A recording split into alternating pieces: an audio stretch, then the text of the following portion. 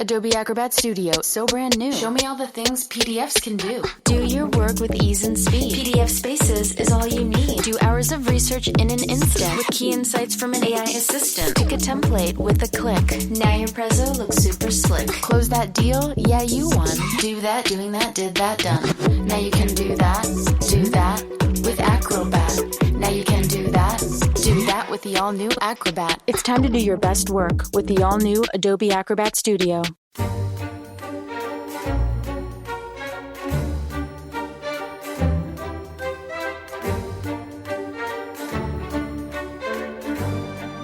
The education of a boy, wrote the Greek historian Herodotus about the Persians, will begin at the age of 5 and finish when he is 20. But in all that time, he will only ever be taught 3 things: how to ride a horse, how to fire a bow, and how to tell the truth. Well, the thesis of today's episode of The Rest is History is that actually the Persians taught a lot more than that. Actually, in fact, that huge amounts today, even in the 21st century, here in the West, that we take for granted, that it derives ultimately from Persia. And I guess this is a thesis that may not seem immediately obvious because the Persians don't really tend to occupy the kind of outsized role that other ancient civilizations do in the popular imaginings, civilizations like the Egyptians or the Greeks or the Romans. But speaking for myself, the more I've studied antiquity, written about it, thought about it, the more I've come to think that Persia is like some great kind of underground spring from which infinite numbers of rivers and streams, when you trace them back over the course of the centuries and the millennia, turn out to have sprung from.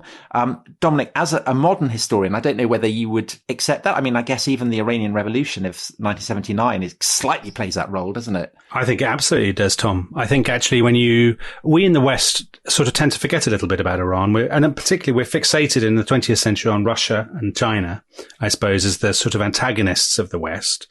But Iran, the Iranian Revolution of 1979 seems to me one of the great foundational moments of the contemporary era. So it's the moment that, the rise of the Ayatollahs, of radical Islam, and then the way in which that was exported and Iran's sort of status as, Iran talks of the United States as the great Satan, but in many ways, Iran has been the great Satan, hasn't it, for the secular West ever since 1979. Yeah, and I think that for lots of people, if you say Iran, you tend to think of women shrouded in black veils and old men with long beards wagging their fingers and saying death to America. And perhaps that can obscure the way in which Persia is one of the truly great, rich civilizations of the world. Yeah, I buy that. We have someone who I'm sure will agree with that. Well, somebody actually knows about it. Absolutely. Ali Ansari, who is a professor of Iranian studies at St. Andrews University, no less, author of a very short introduction to Iran. Ali, thanks so much for coming on. I guess that you would agree. I mean, I know you agree because we've talked about it. This idea that essentially everything comes from Persia. Yes. Everything comes from Persia. You would be happy to go along with that. Well, I mean, I think that the Iranians or the Persians, I mean, we can discuss about the terms that we use. Basically think that their contribution to, human civilization has largely been underrated for the, and largely ignored. And precisely, I think, as both of you have said, because the prism of looking at Iran has been really via the Islamic Revolution of 1979, it's very much coloured our understanding, and it sort of permeates everything we think about Iran. Whereas in actual fact, of course, Iran or the Persians are have so much more to offer, I would say. I mean, can I ask you a question? Sure. I talked about Iran. Tom talked about Persia. That's right. Are they the same, or are they two different things that happen to have been in the same geographical location, or is there a continuity? No, there is a continuity, and I think my great achievement, if I have one as an academic of Iran, is to finally convince people that actually Iran and Persia are indeed the same thing. Certainly in the Western record. So.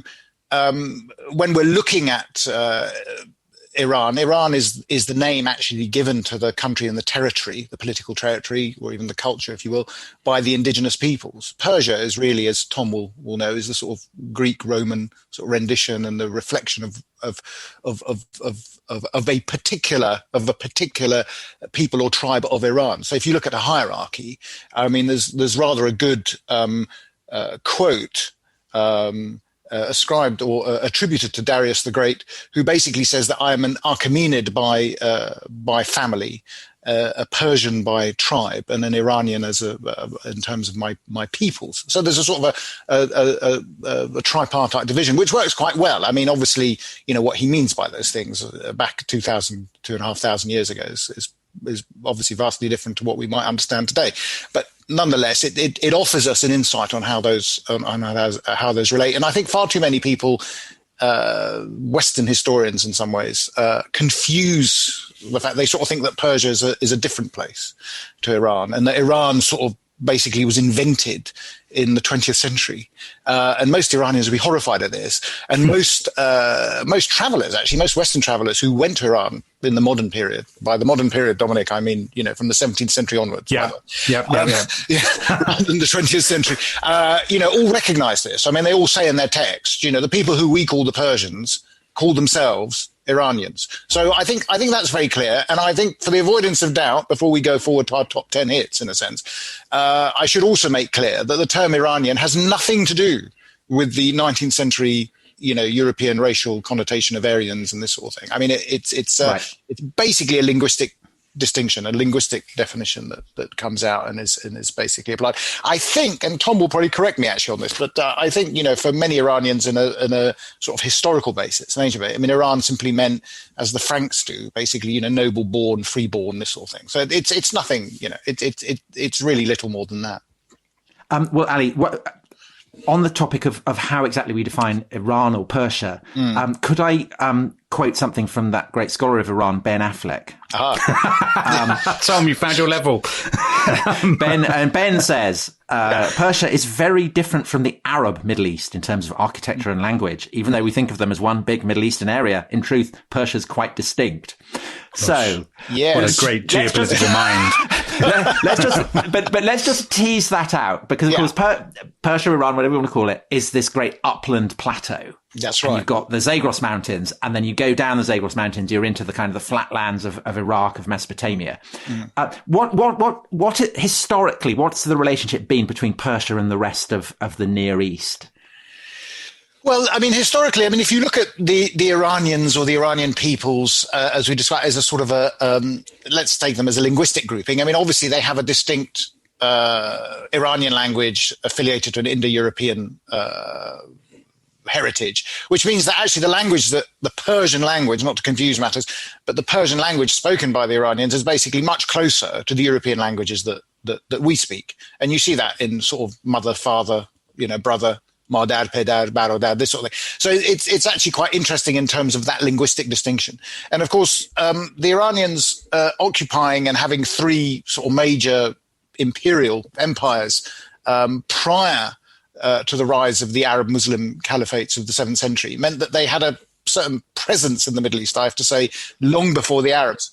So just give out those three empires. Just give us a span of the ancient history. So basically, if you look at, to give us some sort of chronological parameters, we have the first Persian Empire, which actually is the empire that most people in the West would be familiar with, which is the Achaemenid Persian Empire, which is the one that covers, everything from Greece over to the Indus and down to Egypt and so on and so forth. The ones that lose at Marathon. Well, yeah, but win at Thermopylae, if I might say so. Yes, that's like Cyrus the Great, Darius, Xerxes. Yeah, Xerxes, all the people that, we know from our biblical and classical experiences. And we'll talk a little bit more about them, I'm sure, afterwards. And of course, the quote you gave from Herodotus, I should remind us, of course, Herodotus is technically a Persian subject, isn't he, Tom? So, he's a bit of a renegade, but he's and the father of not modern, but the father of history. That's the first empire. And that's the empire that lasts for about 200 years and is basically overthrown by Alexander the Great. And we can, also talk a little bit about Alexander's legacy in the Persian world. Not all positive, you won't be surprised to know. And then subsequent to a sort of a Hellenic interlude, you then get the rise of a new dynasty, which in the Western lingo we know as the Parthians. And the Parthians are actually the longest lasting of the dynasties, quite decentralized. Again, occupying much of the Iranian plateau, and it's with the Parthians that you get the first sort of contest with the Romans and the Roman Republic. and then the Roman Empire, obviously, subsequently. The Parthians last from about 250 BC to around 250 AD. And then they are subsequently succeeded by probably the most influential of the pre-Islamic Persian empires, certainly as far as Iran is concerned, and that is the Sasanians. And the Sasanian dynasty claims a much longer heritage on the plateau and lasts really then until the mid-7th century, until the overthrow by the Arab Muslim armies. But it's the Sasanians that really set the scene far more than the previous dynasties, in actual fact. They're the ones that compile a sort of historical record. They're the ones that actually give the name Iran to that political territory. And if I was to say my first, if I can put it that way, is that, there is a suggestion, which I'm sort of happy to accept, really, not entirely uncritically, but certainly accept, is that, Iran is one of the, if not the first, territorially defined political unit that has a degree of continuity to it from the period of antiquity to the present. So the Iran that is set up by the Sasanians, the Empire of Iran, is basically, the sort of cultural territory, if not entirely the political territory, because it was bigger. It is bigger, obviously, than what we have today, that we find in modern Iran. So Iran is the first country? Well, I mean, that would be the claim. I mean, obviously, when we get into it, Iran, from as far as the Iranians are concerned in historical purposes, is the first kingdom. I mean, it's the first dominion of man over nature. So, but that's largely, obviously part of the mythical heritage, but it's one that Iranian nationalists are very, very keen to promote. Some of the chronology goes really quite far back and wholly unrealistic, but I'm happy to sort of chat though. They say it's not just 2,500 years. I mean, let's get it back further. You can sit down and talk to a number of Iranians, and we can extend back. There was quite a famous account actually in the early 20th century when a nationalist historiographer, which I always find quite entertaining, calculated the length of the kingdom of Iran, going back through the mythical great epic poem of Iran, the Book of Kings, and he calculated that the length of the kingdom could be traced back 10 billion years. and obviously someone else pointed out this predated the creation of the world. So I mean, these are things that puts the Romans in their place. I know, that's right. So I mean, if you accept that, then everything does begin in Iran. Obviously, I mean. But Ali, obviously, what complicates the picture in terms of the continuity? Because clearly there is this incredible sense of continuity, and the last Shah of Iran famously had great celebrations at Persepolis, the great Achaemenid capital, and he jetted over cooks from Paris and kind of great extravaganza. And then, of course, we know what happened to him. And I suppose what complicates this picture of continuity is that the Sasanian Empire in the 7th century collapses before the Arabs. That's right. They introduce Islam. That's right. And to what extent is Islam a radical rupture, and to what extent does Iranian culture come to an accommodation with Islam and there is a genuine sense of continuity? Well, I mean, my favourite phrase in all this, and always to disarm my Arab colleagues, is to say, captive Persia took prisoner her conquerors. I've never actually known who actually said that first, but I'd like to sort of lay claim to it. But it's essentially this notion that there have been a series of ruptures in Iranian history, clearly from Alexander the Great all the way through, and you get the Arabs are obviously, and the Muslim conquest is a very serious, almost, psychological, ideological rupture, obviously, and bringing a new religion, a new calendar, so on and so forth. But then also you have the Mongol invasions of the 13th century that are particularly devastating on a socioeconomic level. But in all three cases, I mean, you find this sort of cultural confidence of the Persians, and I'll use those terms interchangeably now in order to really confuse our audience. But that sort of Persian cultural confidence comes through. And with the Arabs, what you find is that the Iranians basically take Islam and turn it from what is essentially an Arab religion into a global universal religion, in which, non-Arabs are equally valid. And therefore Persia... So Ali, what you're saying is Islam is actually Persian? Well, there are some. I think that would be pushing it a bit, to be perfectly honest. But there are a number of people in Iran who would certainly claim that the Islam that you see today, in terms of a global universalist religion, is really something which has been de-Arabized and Persianized. Yes, I mean, to some extent. I mean, why quibble? But it's that's certainly one of the views. I mean, I wouldn't necessarily, I have to say, subscribe to that, but however, it's obviously it's a religion adhered by all, and that's the argument. Of course, you see that with Shiism as well and other things, but you see it also with the Mongols. Iran is the only part of the Mongol Empire that basically absorbed the Mongols within Persian culture. In China, they expelled the Mongols, you see, but the Iranians somehow just absorbed them. And you still see lots of traces of the Mongol and Turkic conquest in Iran. Ali, you've given us this huge list of things that you think that Persia basically invented, that for which we should be getting down on our knees and grovelling before the Persians in gratitude. I wouldn't go that far. We're very magnanimous. No. I mean, prostrating ourselves before the great Prostrating king. ourselves, yes, of no, course. I wouldn't want you to. I just think that, there are a number of. I mean, the one thing which I think you should acknowledge is that basically, Persia is the midwife to the West, isn't it? I mean, there would be no West without the Persians. Okay, so Ali, on that theme, you've prepared a list of top 10 things that the Persians have given the world. I mean, I have to say I felt very restricted by 10, but There look to me to be more than 10 on this list, Tom. Yeah, because there's certain subsets, aren't there, really? Basically, Ali has come prepared for 10 podcasts. Okay, well, how long have we got? We've got, what, 5 minutes left? 10 minutes, I guess, for this half? We're going to rattle these off. Right, so let's kick off. What's your first selection? Well, I mean, I think we can start with that sort of issue of Persia being the first kingdom and basically I will elicit here the support of that great German philosopher Hegel to remind us that history begins with the Persians. So our understanding of history as a progressive movement, in a sense, of enlightenment, if you will, is really begins with the Persians. Now, like all good historiography, that we don't like to quote the next clause that Hegel puts out, that it starts with the Persians and then left them. I wouldn't want to use his next phrase. Let's stick with the first part. But I think this idea of Iran as the first kingdom, the first dominion of man over nature, the first place where history begins effectively, and as I was saying to Dominic earlier, this territorially delimited state which is also the midwife in a sense, in an ancient sense, to that concept of the West. So it's interesting, as you both said, we don't have this notion of Persia as a great civilization in the same way as we have with the Romans and the Greeks and even the Babylonians or Egyptians, to be honest. But nonetheless, we are there as best supporting actor. And I would like to move us from best supporting actor really to center stage. I think we should be getting the best actor award, frankly. Ali, did that all kick off with Cyrus the Great? Was he the person who basically created Persia?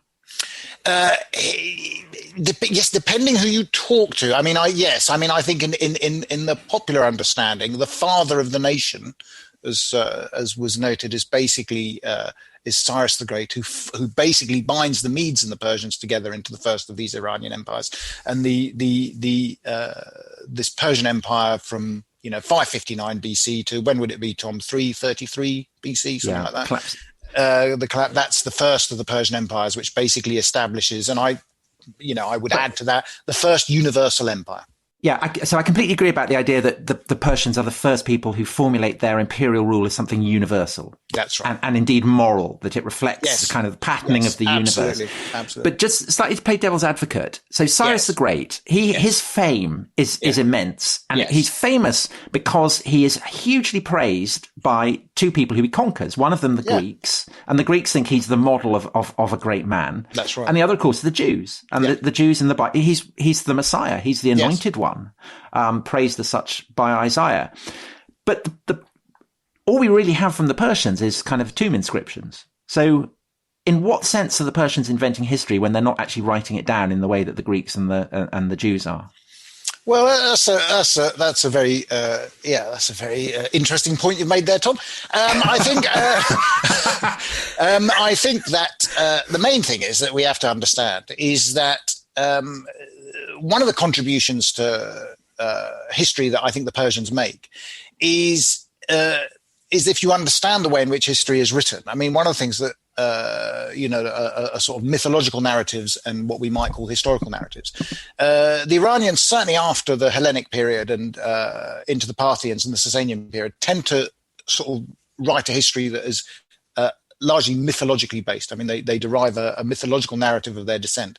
Now, the interesting thing with that is that certainly the Achaemenids tend to sort of get erased from that history in a very detailed sense.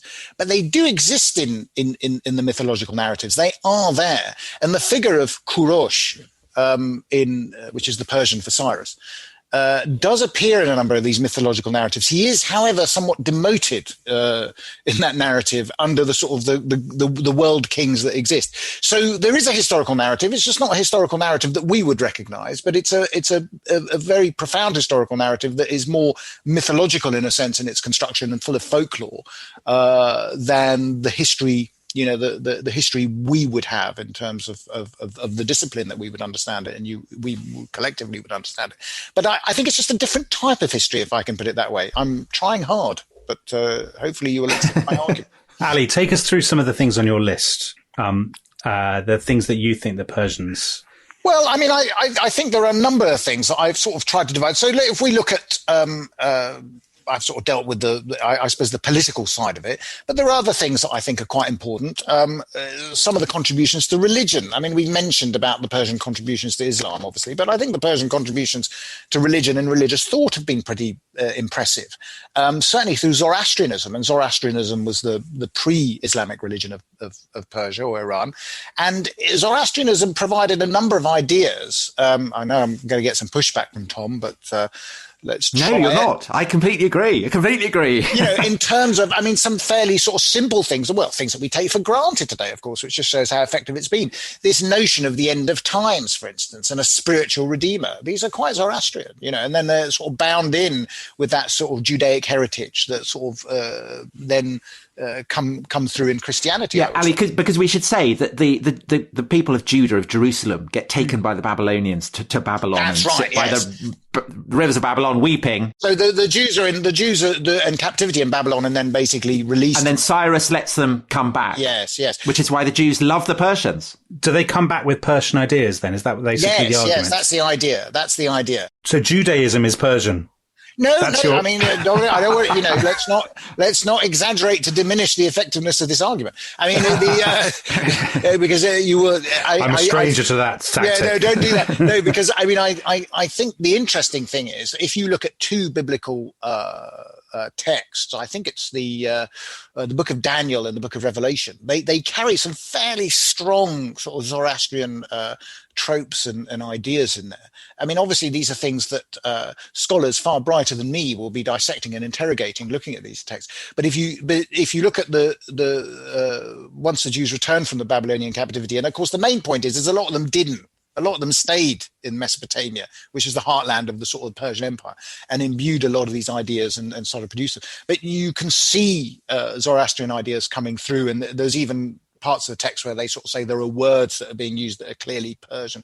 But the whole notion, for instance, of there's a great concept in Zoroastrian eschatology of a sort of a dragon king. So the end of days. Yes, and the end of days. And although the end of days has a certain circularity to it, but nonetheless, yes, sort of end of days, a sort of great dragon king that is then overthrown and whatever, and then you have peace and justice, as one might hope. And the dragon king, in the way it's described in Zoroastrian texts, has strong similarities, I should say, with the beast in the book of Revelation. So it's quite interesting. Now, again, none of these are definitive, but in as you know, what would be an ancient history, really, but or any history for that matter. But nonetheless, I think it does make for quite a strong case that there's a huge. I mean, one of the things that I think the Persians have been extremely good at exporting, if I may say so, is religion and religious ideas. And the whole idea of the world being divided, I mean, Herodotus was saying that the Persians get taught truth. And of course, the counterpoint to that is the lie. The lie, and the sense of the world divided into good and evil and light and darkness is obviously hugely strong. So I think we could chalk up that the Persians have invented empire, history, Judaism, Christianity, and Islam. So that's not bad. So I think we should probably. I'm not going to go into Judaism, Christianity, and Islam. Okay, I'm going to say they made significant contributions. Okay, it's too late. It's done. I hear you. I hear you. So let's leave it at that, and we'll take a break. And when we come back, you'll have some more. I think possibly including gardening. So let's see you then.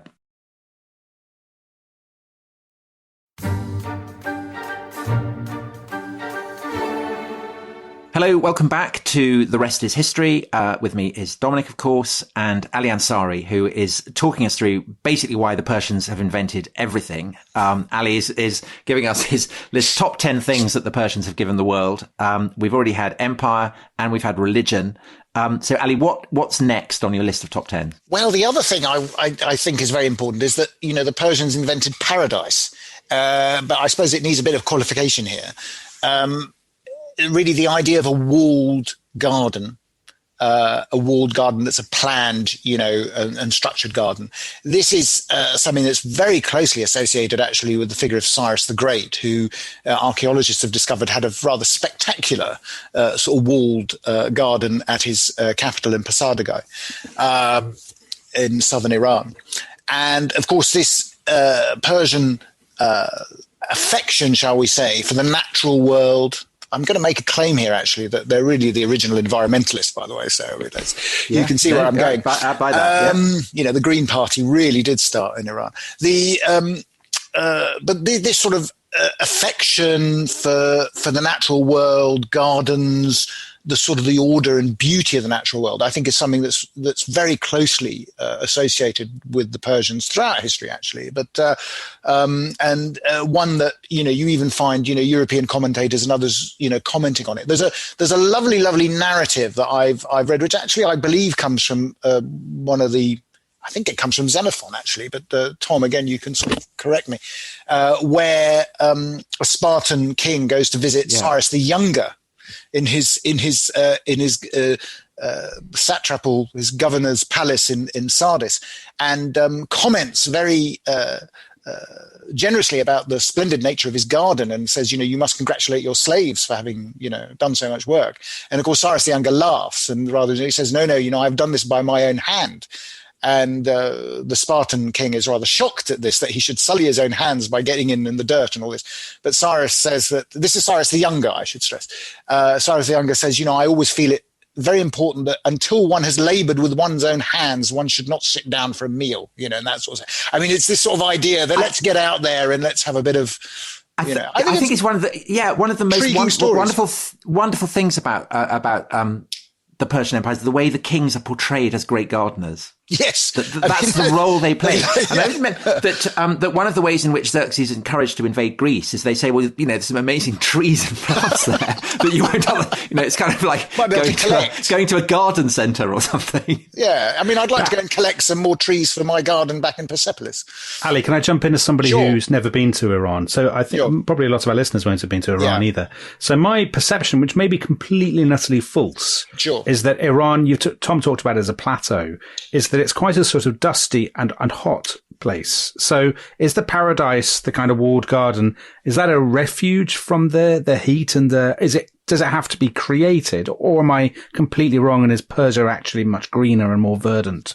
Well, I mean, it's a good question because, of course, in the ancient period, the argument is that southern Iran was much more verdant than we have today. But it's certainly true. I think your central point is quite true that it was because of the sparseness of the landscape in some ways that the Iranians developed vast irrigation networks and plans for, water supply. I mean, they were quite skilled at that and therefore developed, I suppose, these walled gardens as a refuge. Now, that's not to say that the plateau itself, I mean, let's not forget, because there is this sort of, how should we say, rather Orientalist view of the Middle East as all being deserts and camels. There are deserts in Iran, obviously, but there are also jungles in Iran. I mean, if you go up to the Caspian and the northern areas, it's very verdant. So it's, there's a whole range of different sort of climate types. But certainly in the south, and I think this sort of idea, the affection for a garden was precisely as you say it, that, it's a way of harnessing nature to provide a refuge, really, in an otherwise rather sort of bleak landscape in some ways. And those gardens, I mean, I remember going to Esfahan and going to a garden there. And it was kind of quite hot. And you went into the garden and it was cool. There were fountains. And the synthesis of the vegetation with the architecture was so breathtakingly beautiful. And again and again, I kept going around Iran and thinking, these places are as beautiful as any I've ever seen. And you can see why the idea of that these walled gardens are the kind of places where God would have walked and talked to man. You can entirely see where it would have come from and how. But you can see also this sort of notion of the Garden of Eden. You see, of course, I mean, it's this idea of a walled garden, and a paradise on earth, a reflection of that. And you're quite right. The way it's been designed is to, bring a measure of comfort, coolness with the water. The water sort of features a very, very deliberate, in a way to give you that sense of a sort of a little refuge away from the troubles of the world. So, Ali, should we, as well as paradise, should we clock up gardening? Yes, I think so. I think, and really the origins of environmental thinking, I think, would be good. Yeah, Dominic, you happy with that? Yeah, I'm very happy with that. I buy that. Yeah, okay. I like it. Okay, we'll bung them in. I think that's important. And it's the word paradise from a Persian word or a Greek word? It is, yes. It's a Persian word. Right, and the Greeks then took it. Did they? And then, is that right, Tom? That the Greeks took it, and that's how we get it? Okay. Interesting. Go on, Ali, give us some more. So I thought we might move to a little bit of leisure and sport now, because that would be quite, now I would like to think that the Persians invented cricket, but I have, alas, no evidence of this. And there are sort of arguments about polo, of course. I mean, polo is a very prominent, because of the sort of the training it gives. But the one riding horses, isn't it? Yeah. I was going to say horses. Horses are a big deal for the Persians, aren't they? Yes, that's right. I mean, the horses are a big deal. But I wouldn't want, there are areas where even I won't tread, which is the idea that did the Persians invent the stirrup, for instance? I mean, it's a very, very controversial debate. Did they? And yes, I mean, I know Tom would be quite shocked by this. So would the Franks and also the Carolingians. However, there is a suggestion. There has been a suggestion, but I don't want to go there because, as Tom's reaction indicates, it would get me into a lot of trouble.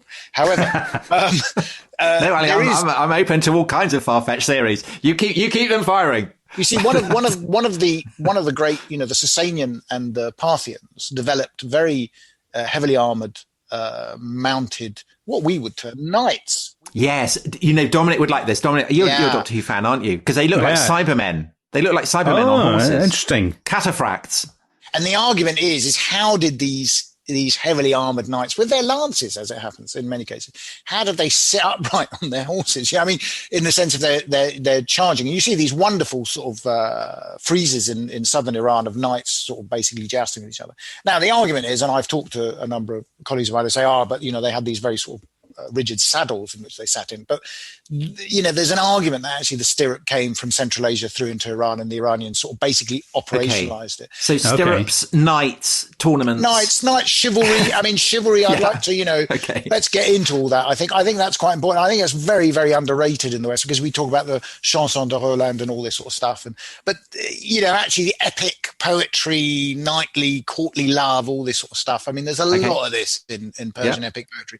And I think but in other things, I think also the Iranians are basically the founders of backgammon. Now, you'll hear people say the Iranians are the founders of chess, and a lot of the terms for chess come from chess. Persia. Came from India, though, didn't it? And it did come from India. You're absolutely right, Dominic. And I want to reveal my magnanimity and real impartiality there. You'll give the Indians something. By not claiming chess. I'm sure a lot of my Iranian colleagues will berate me for that. But I mean, what I would say is the Iranians probably refined the rules and made it workable. But nonetheless, I don't think we can claim that. But backgammon, I think we can claim. And in terms of leisure and sort of foodstuffs, I am going to make a bid for spaghetti. Now, spaghetti. Why? Oh, I did not see that coming. Goodness. I thought any Italian listeners out there? Well, I mean, the argument is that, Marco Polo never really got to China. And he picked up a lot of these sort of idea, that these noodles, in a sense, had come during the Mongol Empire, through to Iran. The Iranians refined it, as we always do, by the way. Always make things better, by and large. And then he took that spaghetti back with him to northern Italy when he returned. So there's an interesting argument, and I'm quite taken by that one. Ali, when you say it's an interesting argument, are you saying that this might conceivably be true, or are you saying it's true? I'm saying on spaghetti, it's one that I would like to claim. I think there are strong. Well, I mean, where I get into trouble is when we start claiming things like hummus and stuff, which we can't because our Lebanese friends get very upset. And but spaghetti, I think, there's a strong argument. Ali, can I take you back for 1 second from spaghetti back to the knights? Yeah, sure. Now, I know we're in the middle of your top 10, so I don't want to delay you too long. So are you able, in about one sentence, if the Persians were so great and they had these fantastic saddles and whatnot. Yeah. Why did they lose to Alexander the Great? Well, there's two things there. One is two sentences only. Yeah, those knights didn't develop till after Alexander the Great. One, okay, but two, most of the reason why Iranian states collapse is political rather than military. Very simply, it's basically divisions of command. They all busy backstabbing each other. I mean, the other thing that we do very well in Iran is decadence. I actually didn't have that in the list, but decadence is actually pretty good. I mean, that's a great thing to be good at, though, isn't it? I mean, decadence and if I want to be known for anything, it's decadence and depravity.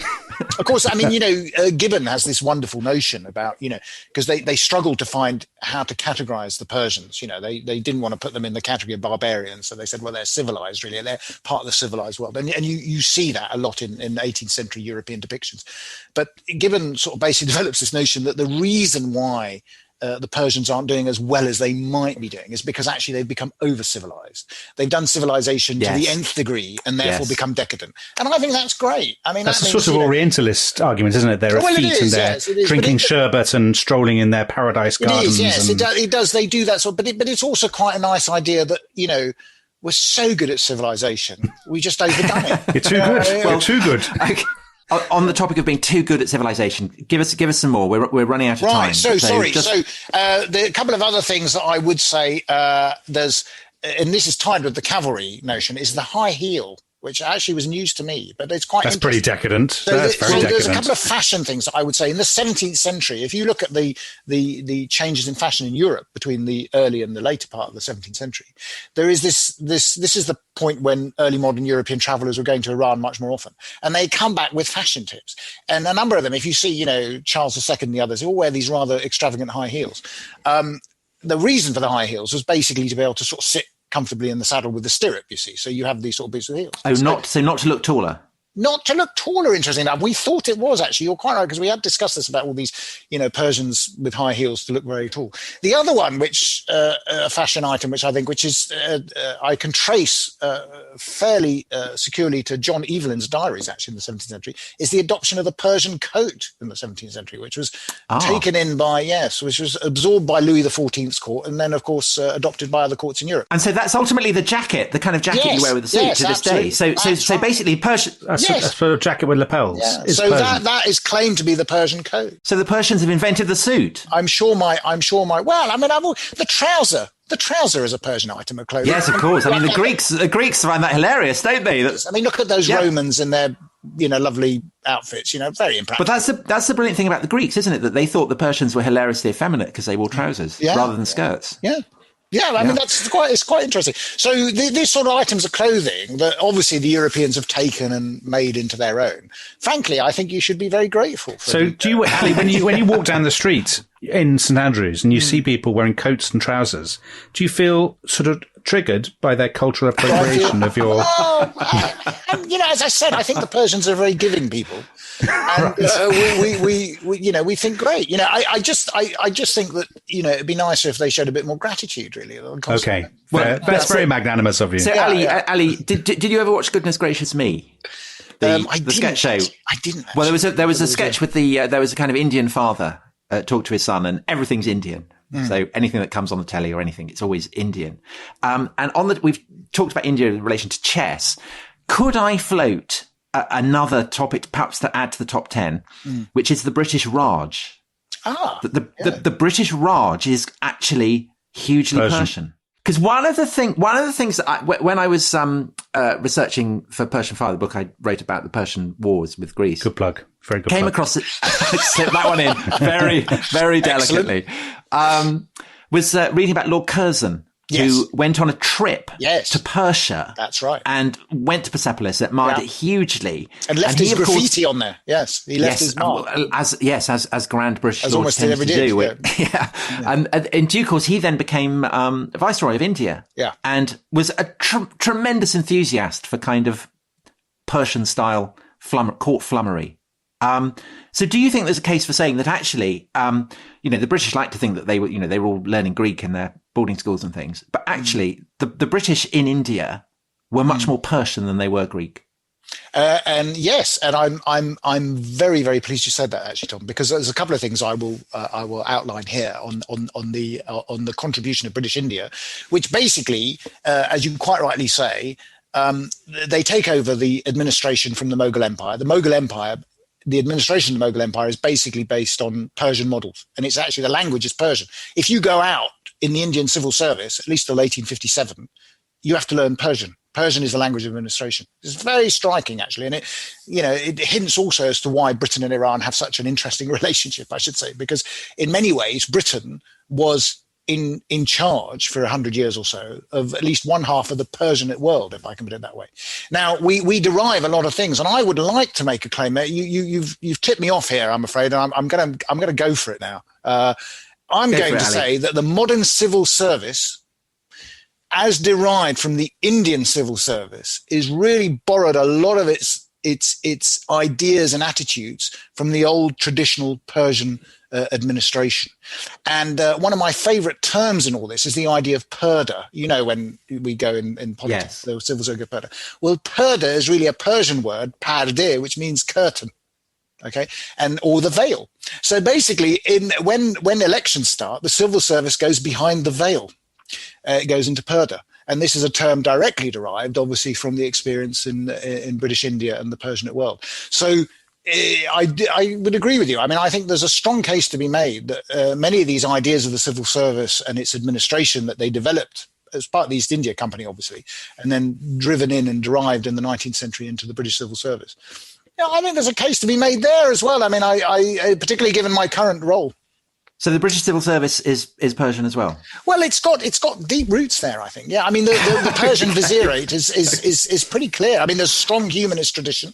So, Tom, it's pretty clear now why they lost to Alexander the Great, right? I mean, they're a load of bureaucrats eating spaghetti in gardens with high heels. Well, as Ali said, decadent. That's a rather scathing way to look at it. I mean, I just think that, the Persians were thinking, oh, my God, here come these Western barbarians. I mean, what the hell are we going to do? Let's make them Persian. I mean, that's what they did. And it kind of worked. So, Ali, we've almost run out. And of course, time is a Persian idea as well, isn't it? Unfortunately, yes, beginning and end. That's a very Persian idea. But since we invented time, we should be able to make it more flexible, surely. I mean, we have some prior, I didn't mention science, which I'm sorry to say but there are elements of science and astronomy that would be quite important. But, there you are. I think you've had gardening in high heels. You don't need science as well. That's... overreaching there. But is there any last addition to that list before we reach the end times? As I said, I would only say things like algebra. Okay. Is algebra Persian rather than Arabic? Yes, because the chap who was really Persian. I mean, let's not. He might have written in Arabic, but that's right. That doesn't sound immensely convincing to me, but I'll let it go.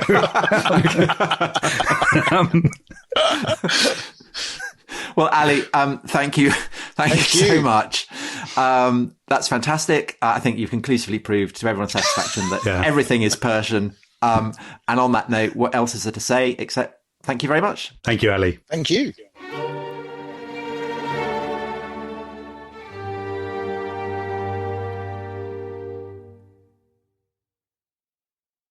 Thanks for listening to The Rest is History. For bonus episodes, early access, ad-free listening, and access to our chat community, please sign up at restishistorypod.com.